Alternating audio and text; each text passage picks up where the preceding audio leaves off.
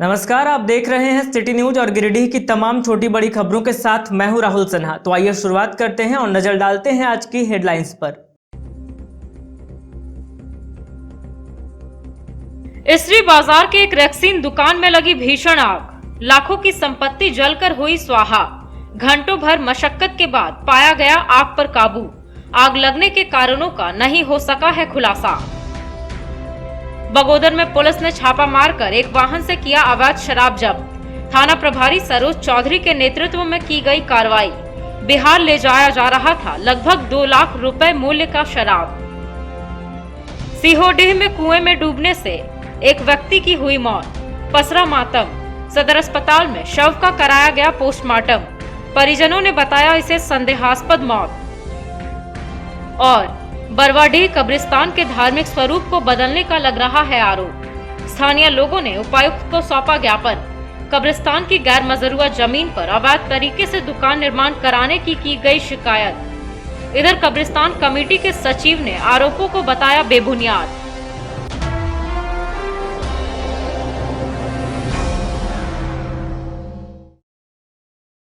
और अब खबरें विस्तार से। निमियाघाट थाना क्षेत्र के इसरी बाजार शिवाजी नगर स्थित चंदन बर्नवाल की रैक्सीन दुकान व घर में भीषण आग लग गई। आगलगी में घर व दुकान में रखा सारा सामान जलकर खाक हो गया। आगलगी में भुक्तभोगी को लाखों रुपए का नुकसान हुआ है। वहीं आगलगी के कारणों का खुलासा नहीं हो पाया है। आशंका जताई जा रही है कि शॉर्ट सर्किट से आग लगी हो।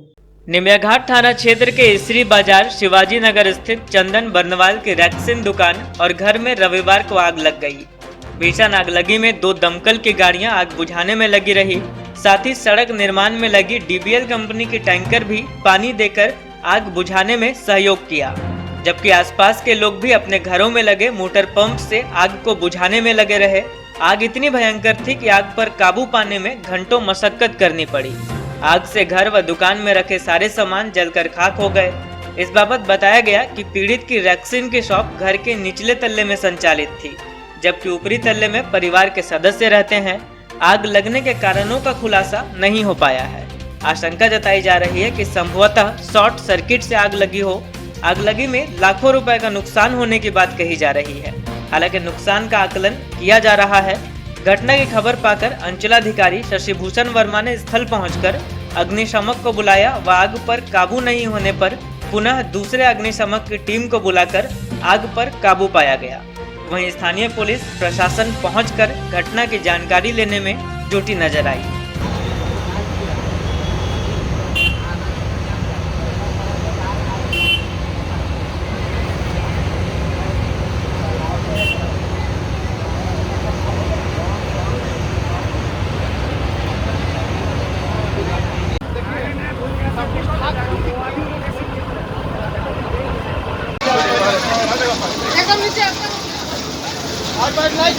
ऊपर से अरे नीचे से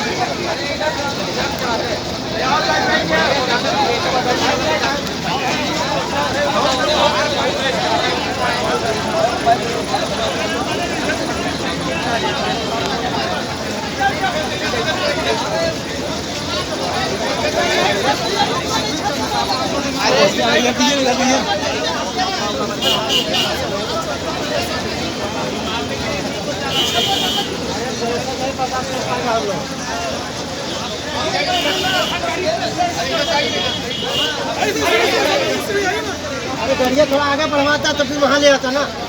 बहुत लंबा करता है।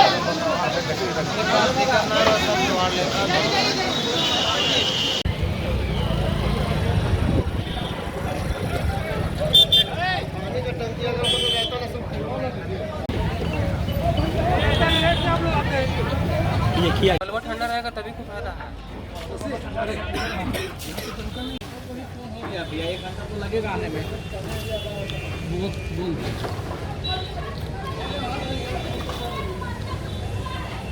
अगल बगल उधर बोतल तो नहीं।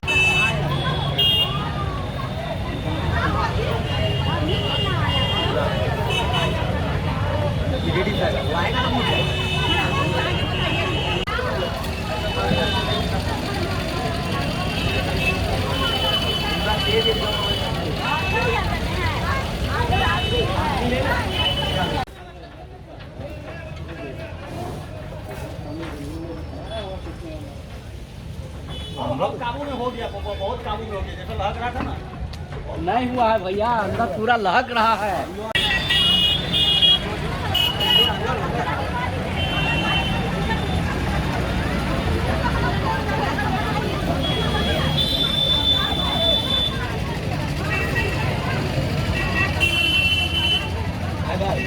दमकल वाला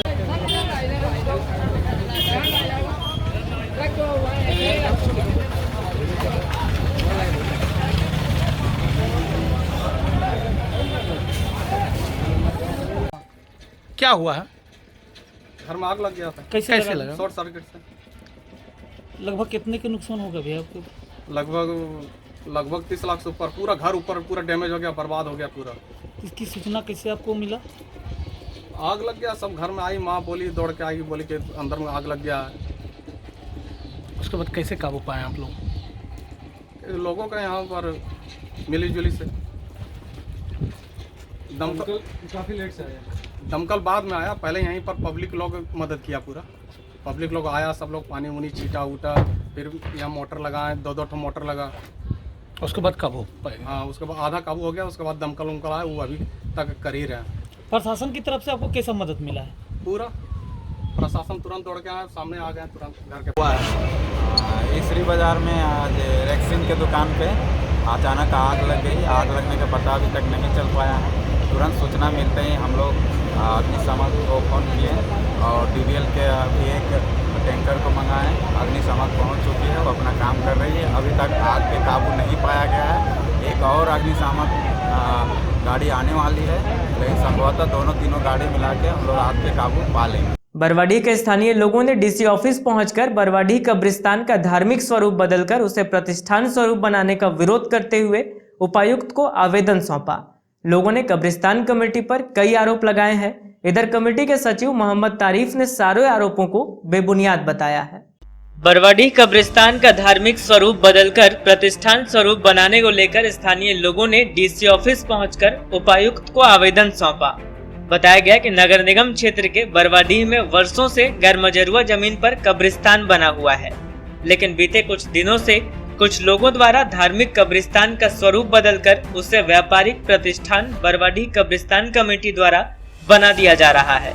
इसी को लेकर स्थानीय निवासी निरंजन ठाकुर, संतोष राम, प्रकाश कुमार दास, अशोक ठाकुर, संजय कुमार आदि लोगों ने उपायुक्त को आवेदन लिखकर इसकी शिकायत की है।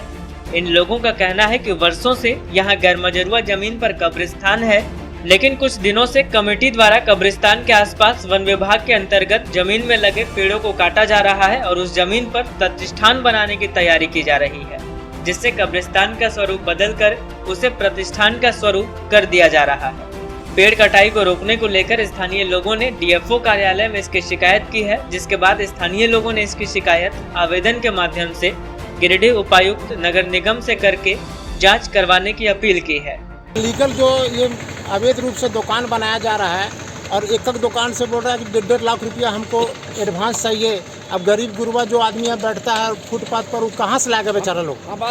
जबकि एक समझिए कि कब्रिस्तान का ज़मीन है, एक प्लॉट में है 157 में और एक 58 में, यानी कि 3.5 एकड़ ज़मीन लगभग कब्रिस्तान का है और इसमें करीब 15 एकड़ ज़मीन घेरा हुआ है। कौन लोग करा रहा है? इनके द्वारा ही बना रहा है। ये कब्रिस्तान का कोई कमेटी है, उसके द्वारा बनाया। उसके द्वारा हम लोग का यही कहना है कि कब्रिस्तान जो है सो कब्रिस्तान को कब्रिस्तान ही रह दिया जाए।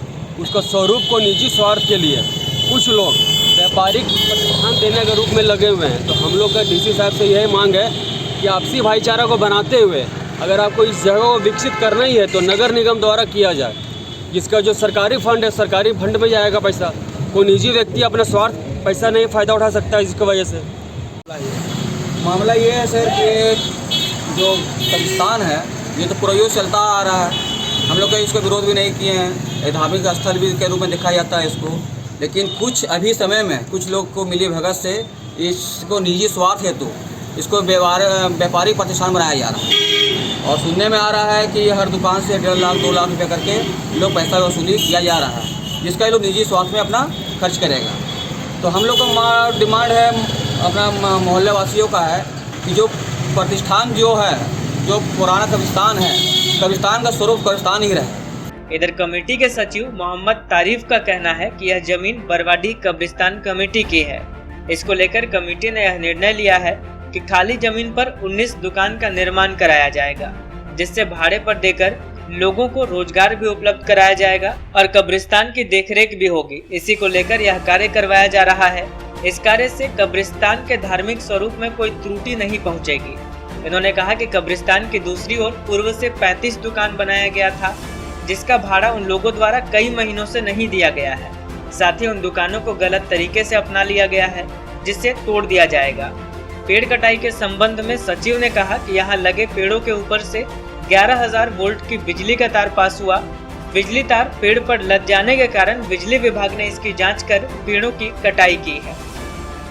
और न किसी का निजी है। ये संस्था की ज़मीन है, अंजुमन रिजिया गिरिडीह का ये ज़मीन है। इस पे कब्रिस्तान है करीब हमको लगता है 100-150 साल से, और ये बाउंड्री किया हुआ लगभग हो गया होगा 80 साल। इसके पहले एक मार्केट बना था आज से 38 साल पहले, वीर अब्दुल हमीद मार्केट, जिसमें 35 दुकानें ऑलरेडी हैं, जिन पे लोगों ने भाड़ा पे दिया गया था। वो 17 साल से किराया नहीं दे रहे, वो लीगली कब्जा किए हुए हैं। जिन लोगों ने आपको एप्लीकेशन दिया है, ये उन्हीं लोगों ने दिया है, क्योंकि वो दुकानें टूटनी हैं। ये हमारी ज़मीन है और कब्रिस्तान की रेवेन्यू के लिए, चूँकि इतना बड़ा कब्रिस्तान है, उसकी देखरेख के लिए हम लोगों को रेवेन्यू चाहिए, तो हम लोग अपनी ज़मीन पर दुकानें बना रहे हैं। ये तब कमेटी ने तय किया, बरवाडी कब्रिस्तान कमेटी ने तय किया कि ये जो खाली पड़ी ज़मीन है वहाँ पे दुकान बना दिया जाए, जिससे लोगों को रोजगार भी मिल जाए। कितने दुकान का निर्माण होगा? 19 दुकानों का। क्या नाम है आपका? मोहम्मद तारिफ, नायब सेक्रेटरी हुए हम। तो ये ज़मीन जो या आपका मतलब ये कमेटी का ज़मीन? जी बिल्कुल कमेटी की ज़मीन है। और पेड़ जो कटाई जो किया जा रहा है उसका? पेड़ जो कटाया गया था वो सामने आप देख लीजिए, 11,000 का तार गया हुआ है, उस पर पेड़ लग चुका था। इलेक्ट्रिक विभाग को बोला गया, वो 7 घंटा बिजली परसों काटे हैं, उन्होंने आके पेड़ कटवाया और पेड़ वैसे ही गिरा हुआ है, उसका एक उंगली भी बाहर नहीं गया है। बाकी आप जाके अपने कब्रिस्तान में देख लीजिए, कम से कम 1,000 पेड़ सूखा होगा। अगर हम लोगों को बेचना होता काट के या कोई बिजनेस करना होता तो हम लोग वो पेड़ पहले काटते। ये दीवार फट रही थी, वो पूरा 11,000 का तार पूरा परसों गिरा हुआ था, 7 घंटा लाइन कटा है, आप पता कर सकते हैं। अवैध शराब के खिलाफ छापेमारी अभियान में रविवार को बगोदर पुलिस को बड़ी सफलता हाथ लगी है। पुलिस ने बगोदर थाना प्रभारी के नेतृत्व में भारी संख्या में अवैध शराब को जब्त किया है। बताया गया कि शराब की पेटी को बिहार ले जाया जा रहा था। जब्त शराब की कीमत 2 लाख रुपए से अधिक बताई जा रही है। शराब तस्करों के खिलाफ पुलिस लगातार छापामारी कर रही है। इसी कड़ी में रविवार को बगोदर पुलिस प्रशासन की ओर से अवैध शराब के खिलाफ छापामारी की गई, जिसमें पुलिस को बड़ी सफलता हाथ लगी है। बगोदर थाना प्रभारी सरोज सिंह चौधरी के नेतृत्व में छापामारी के दौरान बगोदर से भारी मात्रा में शराब जब्त किया गया। जानकारी दी गई कि धनबाद से बरही के रास्ते होते हुए एक क्रेटा कार में लोड कर अवैध शराब की पेटी को बिहार ले जाया जा रहा था। इसी दौरान पुलिस द्वारा छापेमारी करते हुए 18 पेटी शराब जब्त किया गया।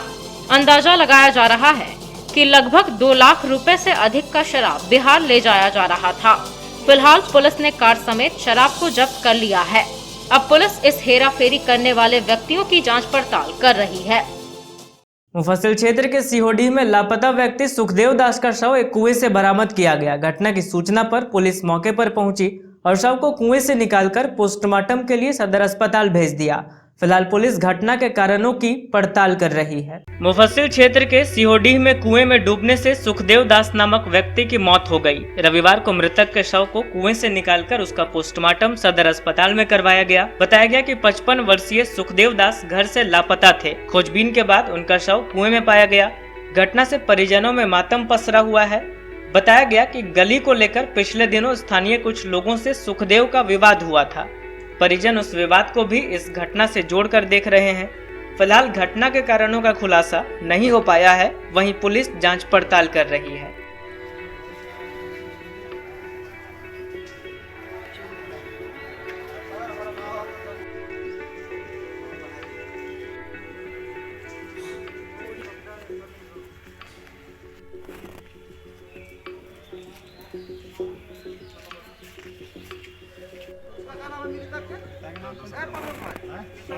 सुखदेव दास।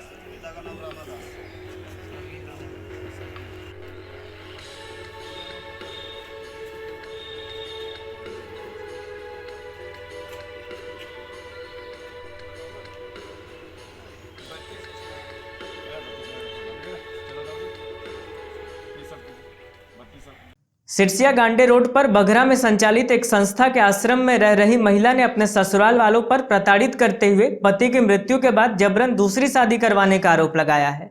महिला ने बताया कि दूसरे पति द्वारा भी प्रताड़ित किए जाने के बाद ये अपने 2 छोटे बच्चों के साथ आश्रम में रहने को विवश है। महिला ने अपने ससुराल में आश्रय की गुहार लगाई है। बता दें कि कुछ दिनों पहले महिला की सास और देवर ने प्रेस वार्ता कर महिला पर संपत्ति के लालच से इन्हें परेशान करने का आरोप लगाया है। सिरसिया गांडे रोड पर बघरा में संचालित एक संस्था के आश्रम में रह रही महिला ने अपने सास व देवर पर गंभीर आरोप लगाए हैं।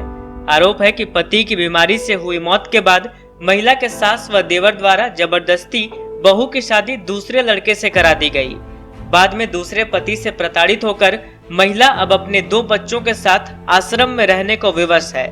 बताया गया कि बिहार के सीतामढ़ी की महिला पूजा मिश्रा की शादी 2009 में गिरिडीह मुफस्सिल थाना क्षेत्र के जयराम नगर के रहने वाले संदीप मिश्रा से हुई थी। बीमारी की वजह से संदीप की मौत बीते दिसंबर माह में हो गई। आरोप है कि पति की मौत के बाद महिला पूजा मिश्रा को उसकी सास शैल मिश्रा और छोटे देवर मनदीप मिश्रा द्वारा प्रताड़ित किया गया, जिसको लेकर भुक्तभोगी महिला ने प्रेस वार्ता कर इसकी जानकारी दी। पूजा मिश्रा ने बताया कि इनके पति की मृत्यु के बाद सास और देवर द्वारा जबरदस्ती बंधक बनाकर फरवरी माह में यीशु नामक एक व्यक्ति से इसकी शादी करा दी गई। महिला का कहना है कि दूसरा पति इसे दिल्ली ले गया और उसने भी इसे प्रताड़ित किया, जिसके बाद यह वापस लौट आई और अपने ससुराल में आश्रय मांग रही है। महिला ने बताया कि इनके 2 बेटे हैं। पति के मौत के बाद परिवार वाले काफी प्रताड़ित कर रहे हैं। महिला का कहना है कि 1 महीने से वह अपने बच्चों के साथ बघरा स्थित स्वाधार गृह संस्था में रहकर जीवन यापन कर रही है। इनका कहना है कि इनके द्वारा FIR करने के इतने दिन बीत जाने के बाद भी अभी तक इन्हें न्याय नहीं मिली है। प्रेस वार्ता के माध्यम से महिला ने प्रशासन से न्याय की गुहार लगाई है। साथ ही कहा कि ये अपने पति के घर बच्चों के साथ विधवा बनकर रहने को भी तैयार है। मैं पूजा मिश्रा स्वर्गीय संदीप मिश्रा की वाइफ हूँ। ये दोनों मेरे बच्चे हैं, दर्श मिश्रा और वंश मिश्रा। मैं बस यही चाहती हूँ कि जो मैं FIR की हूँ इसका कार्रवाई नहीं हो रही है। मैं 1 महीने से NGO में हूँ, फिर भी इस पर कोई ये नहीं हो रहा है। मेरे बच्चे बहुत परेशानी में है, सारा फ्यूचर बर्बाद हो रहा है, पढ़ाई लिखाई सब कुछ। उसके बाद भी मेरे घर में अपने नहीं रहा जा रहा। षड्यंत्र करके हमको शादी कर दिया गया, मतलब कि एक तरह से बेच दिया गया हमको और उस घर से निकाल दिया गया।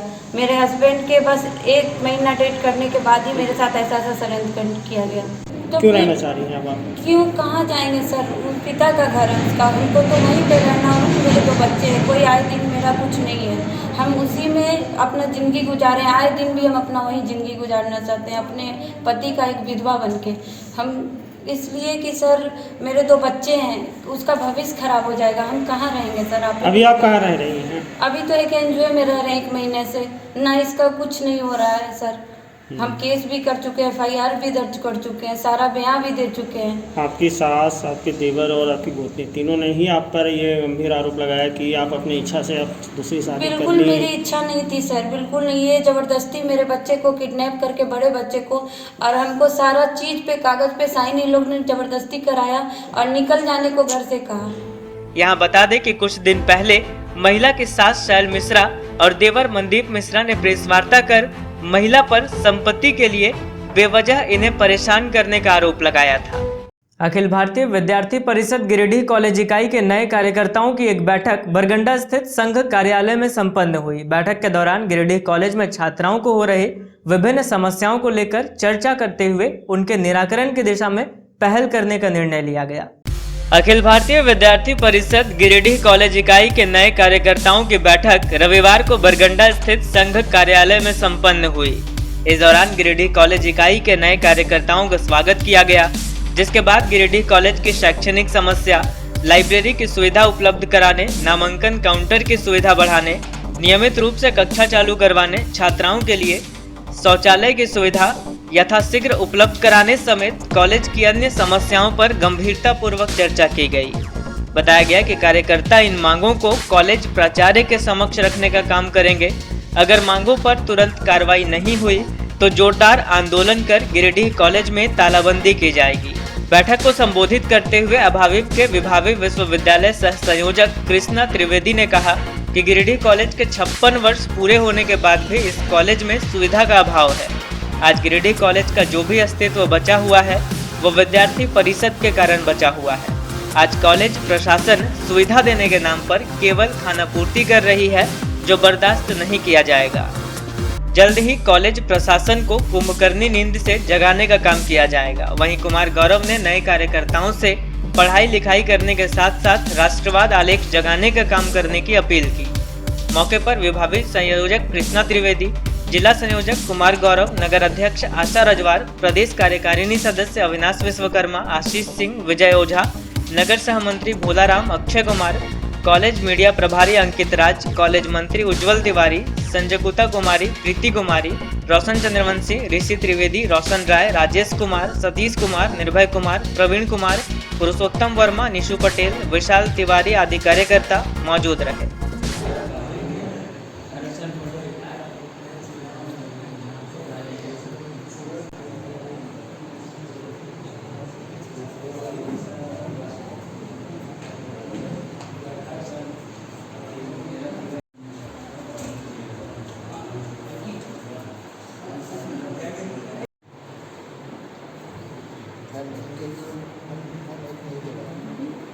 अखिल भारतीय विद्यार्थी परिषद गिरिडीह इकाई द्वारा आज साप्ताहिक बैठक रखी गई है। इस बैठक में आज गिरिडीह कॉलेज के कई नए कार्यकर्ता हमारे साथ जुड़े हैं। कई नए कार्यकर्ताओं के अंदर उत्साह है, कई कार्यकर्ताओं के अंदर बहुत सारा काम करने की इच्छा है। तो उसी इच्छा को लेकर आज वो इस बैठक में आए हुए हैं और वो नए कार्यकर्ता पूरी उत्साह के साथ इस हमारे साथ जुड़े हुए हैं। और ये पूरी तरीके से हर कॉलेज में, हमारा कॉलेज जो गिरिडीह कॉलेज है वो 60 साल हो चुका है और 60 साल में जो नहीं हुआ हमारे कॉलेज में, जो सुधार की ज़रूरत है, उस सुधार के लिए ये लोग पूरी तरीके से लगे हुए हैं। और ये हम लोग की यही है कि हम लोग कुछ मांग के साथ, यहाँ से कुछ मांग हम लोग रखेंगे। उस मांग के साथ हम लोग कॉलेज में कल जाएंगे और कॉलेज के प्रशासन से मांग करेंगे कि इसको पूरा किया जाए, और नहीं पूरा किया जाएगा तो हम लोग इस पर कड़ी से कड़ी आंदोलन की जाएगी। धन्यवाद। इस बैठक में गिरिडीह कॉलेज कैंपस में पढ़ने वाले जितने भी छात्र छात्राएं हैं, उनकी क्या समस्याएं हैं, क्या गिरिडीह कॉलेज इतना पुराना होने के बावजूद गिरिडीह कॉलेज में क्या क्या परिवर्तन हो सकते हैं, गिरिडीह कॉलेज की क्या क्या सुविधाएं की अभी तत्काल स्टूडेंट्स को ज़रूरत है, ये सारी चीज़ों को लेकर अखिल भारतीय विद्यार्थी परिषद की नगर इकाई एवं कॉलेज इकाई के द्वारा एक बैठक रखी गई। इस बैठक में हम सभी जितने भी नए पुराने कार्यकर्ता हैं अथवा पढ़ने वाले आम छात्र हैं, उनसे क्या गिरिडीह कॉलेज की समस्याएं हैं उसके बारे में एक एक समस्या उनसे लेंगे और जो भी प्रमुख समस्याएं बनेंगी उनका एक लिस्ट बनाकर हम लोग गिरिडीह कॉलेज के प्रिंसिपल सह विनोबा यूनिवर्सिटी के कुलपति को एक ज्ञापन सौंपेंगे।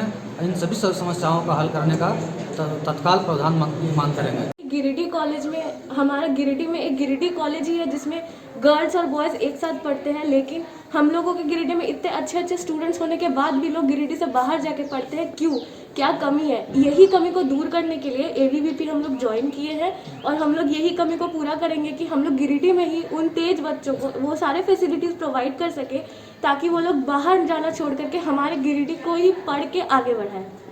गिरिडीह अग्रवाल समाज की एक बैठक बरवाडीह स्थित विकास चंद्र अग्रवाल के आवास पर आयोजित की गई। बैठक के दौरान आगामी 26 मार्च को होली मिलन समारोह मनाने का निर्णय लिया गया। गिरिडीह अग्रवाल समाज 26 मार्च की शाम को होली मिलन समारोह का आयोजन करेगा। रविवार को बरवाडीह स्थित विकास चंद्र अग्रवाल के आवास पर हुई बैठक में यह निर्णय लिया गया है। यहां बैठक की अध्यक्षता अग्रवाल समाज के जिलाध्यक्ष लक्ष्मी प्रसाद अग्रवाल ने की, जबकि संचालन समाज के सचिव सुधीर कुमार ने किया। बैठक में सामूहिक रूप से निर्णय लिया गया कि 26 मार्च को समाज का होली मिलन समारोह आयोजित होगा। इस समारोह में समाज के सारे लोग हिस्सा लेंगे। समारोह में महिलाओं की खास भागीदारी रहेगी। समारोह के दौरान ड्राई होली खेल, मंगल टीका लगाकर एक दूसरे को बधाई और शुभकामनाएं दी जाएंगी। बैठक में यह भी फैसला हुआ कि आने वाले दिनों में संगठन की कई गतिविधियों की कमान युवाओं के हाथों में सौंपी जाएगी। भविष्य में समाज की ओर से रक्तदान शिविर लगाने का भी प्रस्ताव लाया गया। बैठक में मुख्य रूप से विकास चंद्र अग्रवाल, अनिरुद्ध राम, अनिल अग्रवाल, प्रमोद अग्रवाल, संतोष अग्रवाल, मनोज अग्रवाल, अशोक कुमार मोदी, विकास कुमार, मुकेश कुमार अग्रवाल आदि ने भाग लिया। बनियाडी हाई स्कूल प्रांगण में रविवार को ड्रैगन्स मार्शल आर्ट एकेडमी के द्वारा बच्चों के बीच बेल्ट ग्रेडिंग सर्टिफिकेट प्रदान कर उनकी हौसला अफजाई की गई। मौके पर बच्चों को अपनी सुरक्षा कैसे करनी है इसके गुर भी बताए गए।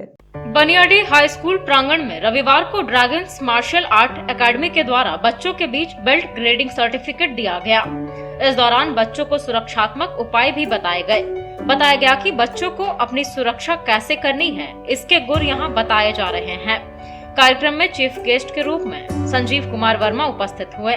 मौके पर टेक्निकल डायरेक्टर संजीव कुमार वर्मा के हाथों पंखुड़ी वर्मा, प्रेरणा गुप्ता, आयुष कुमार, अंशु कुमार, आदित्य वर्मा, सौर्य गुप्ता, नमन कुमार आदि को सर्टिफिकेट दिया गया और उन्हें प्रोत्साहित किया गया। इस कार्यक्रम को सफल बनाने में मिंटू मलिक, राजेश दास आदि लोगों की भूमिका महत्वपूर्ण बनी हुई थी।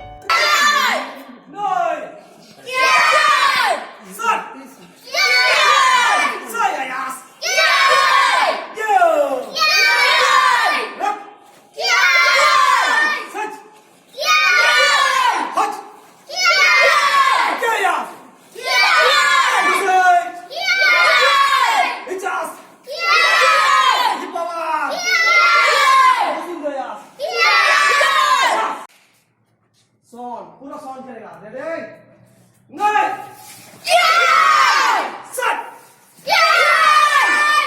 ट्रिपल पंच। Yes, sir. Stand back. Yes, sir. निपवा दो सुंदर यार।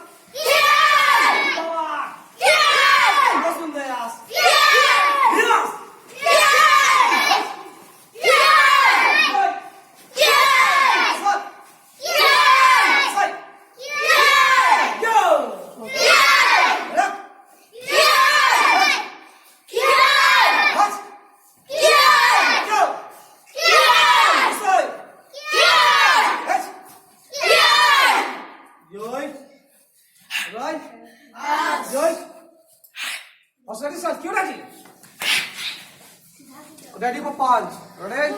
Yes, sir. Ready for punch. Say. Say. Are you kidding?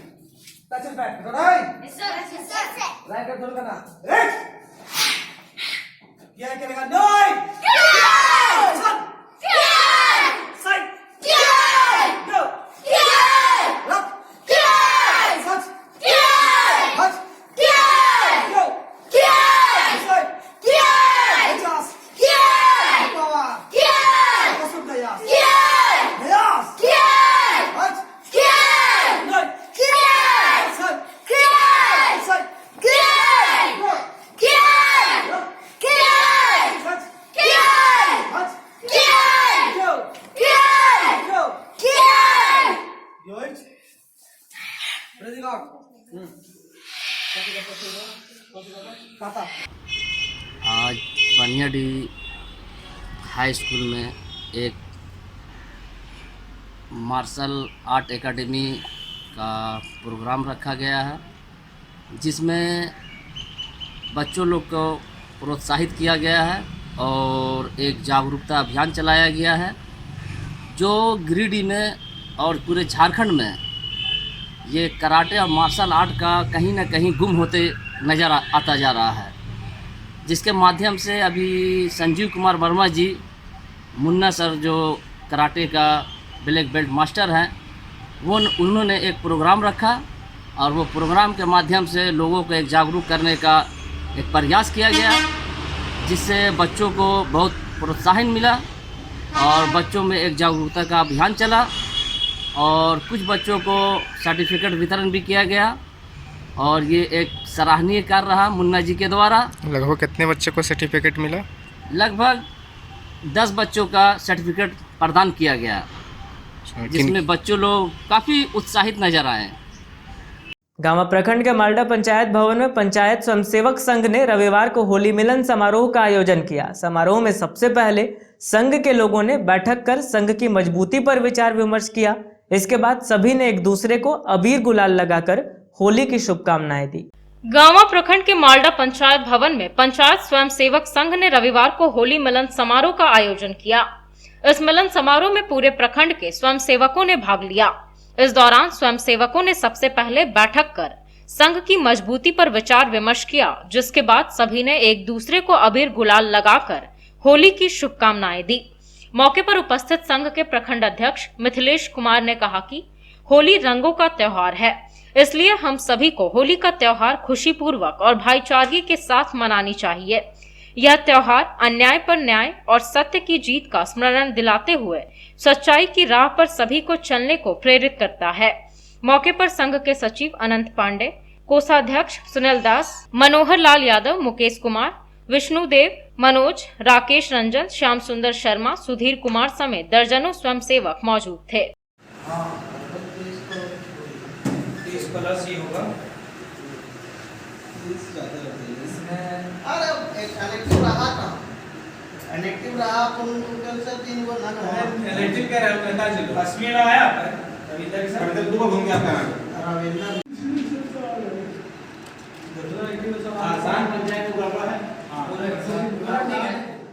सदर प्रखंड के परसाटांड़ स्थित सरस्वती विद्या मंदिर में झारखंड प्राइवेट स्कूल विकास गिरिडीह इकाई की मासिक बैठक आयोजित की गई। बैठक के दौरान संगठन के उपाध्यक्ष और सचिव पद के लिए चुनाव कराया गया। चुनाव के बाद निजी विद्यालयों के समक्ष उत्पन्न विभिन्न तरह की समस्याओं पर भी चर्चा की गई। सदर प्रखंड के परसाटांड़ स्थित सरस्वती विद्या मंदिर में झारखंड प्राइवेट स्कूल विकास गिरिडीह इकाई की मासिक बैठक की गई। बैठक के दौरान उपाध्यक्ष और सचिव पद के लिए चुनाव कराया गया, जिसमें उपाध्यक्ष पद के लिए राम वर्मा और सह सचिव पद के लिए ज्ञानेश्वर सिन्हा का चयन किया गया। वहीं इस दौरान निजी विद्यालयों के समक्ष उत्पन्न कई तरह की समस्याओं पर भी चर्चा की गई।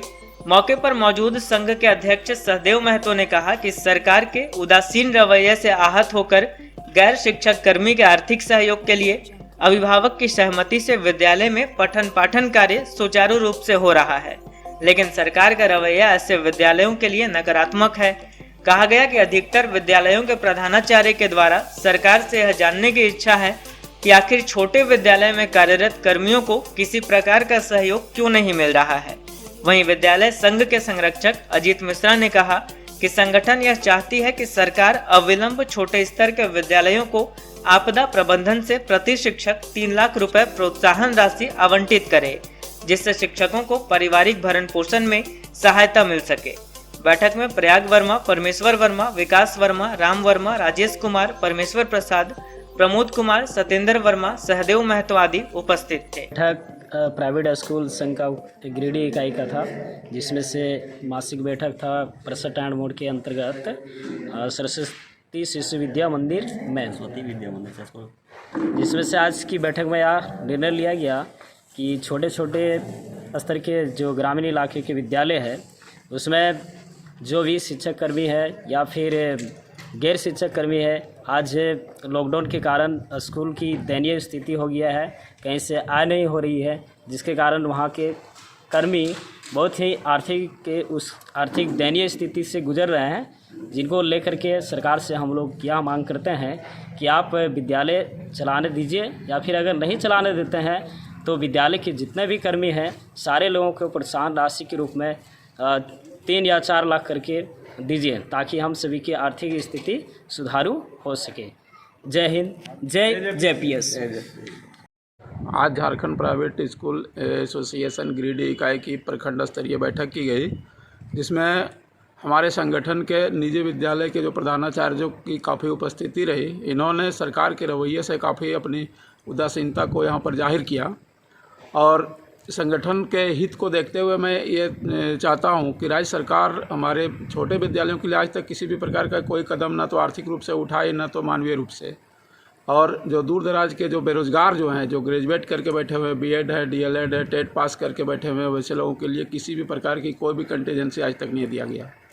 संगठन के माध्यम से मैं सरकार तक यह मैसेज देना चाहता हूँ कि सरकार यदि सही में झारखंड के विकास के लिए कुछ करना चाहती है तो इन जो बेरोज़गार हैं, जो दूर दराज में हैं, जो गाँवों में हैं, जो एक किसान परिवार से वो संबंध रखते हैं और किसान के बच्चे को पढ़ाते हैं, चूँकि झारखंड का राज्य अलग होने पर करीब 20 साल से अधिक हो गया और आज तक ना तो ये छोटे विद्यालयों के लिए कोई नीति बनी, और यदि बनी भी तो ये ऐसा थोपा गया कि जो इसको ये मान ही नहीं सकते।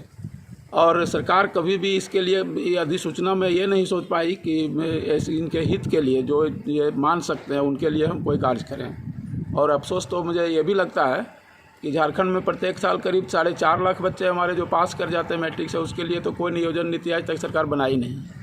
और यदि नियोजन नीति नहीं होने के बावजूद भी जिन लोगों ने स्वतः, आप कहते हैं, सरकार कहती है कि आप स्वरोजगार को सृजन कीजिए, और उसी के तहत मैं देखता हूं कि आप गिरिडीह के किसी भी क्षेत्र में चले जाएं, चाहे झारखंड के, तो हर गांव में आपको कहीं न कहीं छोटे विद्यालय मिलेंगे।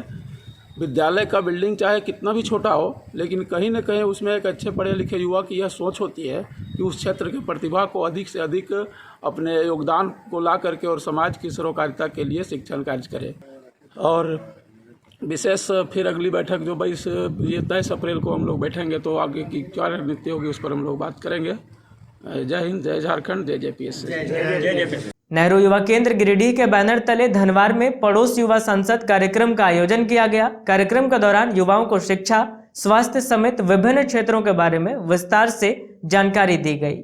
नेहरू युवा केंद्र गिरिडीह के तत्वाधान में अंबेडकर युवा क्लब पहाड़पुर के द्वारा धनवार में एक कार्यक्रम का आयोजन किया गया और लोगों को नेहरू युवा केंद्र के बारे में जानकारी दी गई। कार्यक्रम में विभिन्न युवा क्लब के सदस्य उपस्थित हुए। यहाँ मुख्य अतिथि के रूप में प्रखंड कार्यक्रम पदाधिकारी दिलीप साहू एवं वरिष्ठ अतिथि के तौर पर डॉक्टर भाभा पब्लिक स्कूल के निदेशक रविंद्र सिंह और समाज सेवी अरविंद कुमार साहू उपस्थित हुए। कार्यक्रम में मंच संचालन कालेश्वर प्रसाद कमल के द्वारा किया गया। इस दौरान कहा गया कि ग्रामीण युवाओं को राष्ट्र निर्माण की प्रक्रिया में भाग लेने व उनके व्यक्तित्व एवं कौशल विकास के लिए अवसर उपलब्ध कराना नेहरू युवा केंद्र का उद्देश्य है। इसके अलावा स्वच्छता, स्वास्थ्य, बेटी बचाओ बेटी पढ़ाओ, योग, अंधविश्वास आदि विषयों पर भी लोगों को महत्वपूर्ण जानकारियां दी गई। मौके पर नेहरू युवा केंद्र गिरिडीह के एनवाईबी मिक्की कुमारी, राजू पांडे, युवा क्लब के सदस्य एवं पोस्ट ऑफिस पदाधिकारी मौजूद रहे। मैं सभी को जो आए हुए हैं उनको मैं धन्यवाद देती हूँ। और जो ये कलर से जो भी जितने भी कलर से आए हैं उन्हें भी मैं धन्यवाद देती हूँ। और अरविंद साहब जो भी मेरे समाज सेवी हैं उनको भी मैं धन्यवाद देती हूँ। और जहाँ तक कि ये जो राष्ट्रीय युवा स्वयंसेवक का जो मुझे पद मिला है उससे मैं बहुत खुश हूँ, क्योंकि मुझे बहुत ही खुशी मिल रही है कि मुझे ऐसा कार्य करने का अवसर मिला है।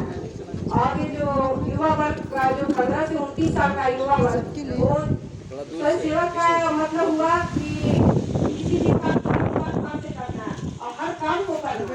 सरकार एवं केंद्र सरकार की जो योजनाओं का संचालित किया जाता है, सखी मंडल के माध्यम से उन तक गाँव में विभिन्न योजनाओं को पहुंचाने का काम करते हैं।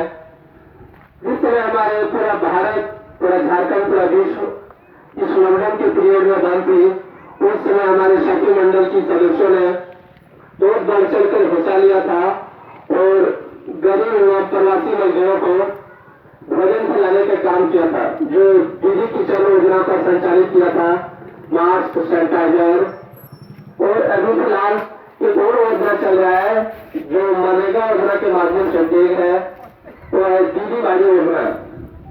घर के अगल बगल जो बाड़ी होती है उन पर खेती करके अपना पौष्टिक आहार को खाने की व्यवस्था तैयार करती है। उनके लिए हमारे जेसर से उनको कॉपरेट करती है और एक डिस्मिल पर 10,000 रुपये राशि देती है। 5 डिस्मिल का रजिस्टर कर सकते हैं, 22,000 रुपया मिलता है 5 डिस्मिल पर। और अभी हमारे सखी मंडल के माध्यम से एक अनुसमर्थन विधि का प्रशिक्षण हुआ है, जो कि प्रत्येक पंचायत में 2 कैडर को चयनित किया गया है।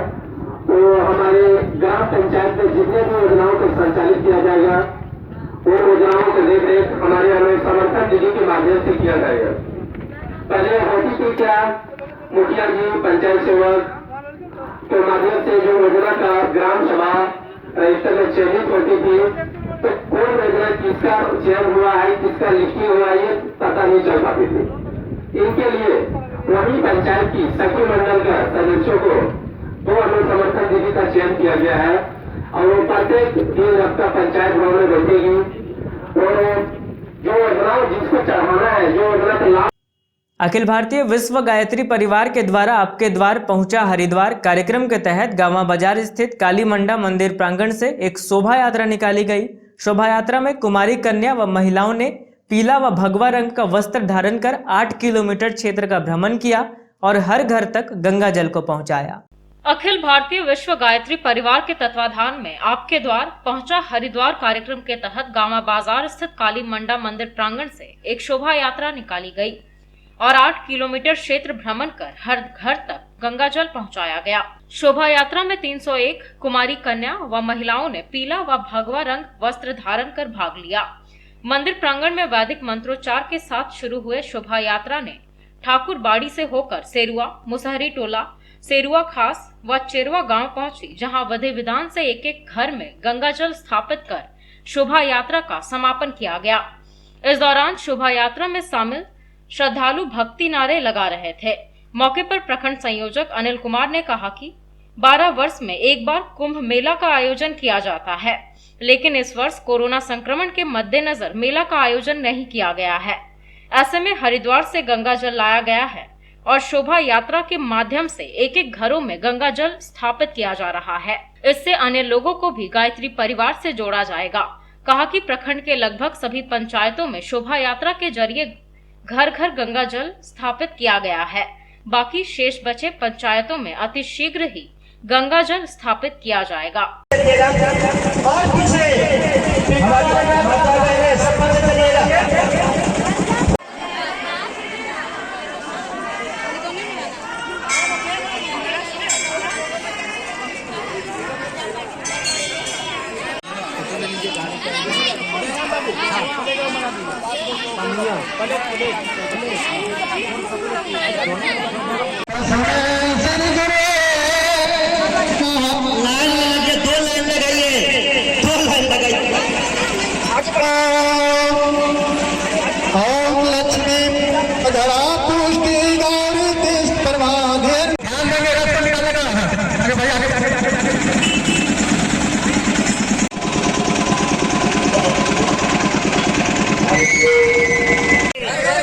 आपके द्वार, आपके द्वार।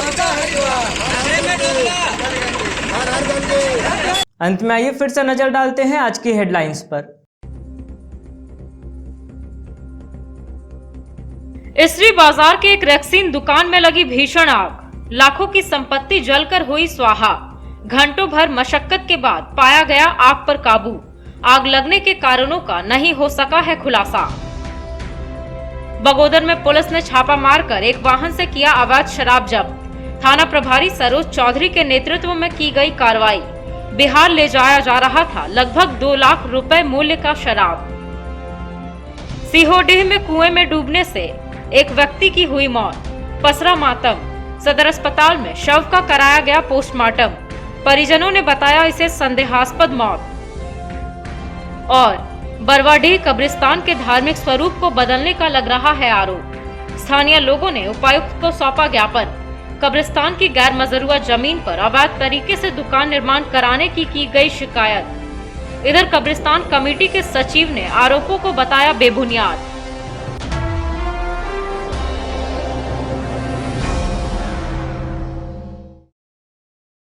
तो आज के अंक में बस इतना ही। अगले अंक में फिर होगी मुलाकात कुछ अन्य खबरों के साथ। तब तक दीजिए हमें और हमारी पूरी टीम को इजाजत। नमस्कार।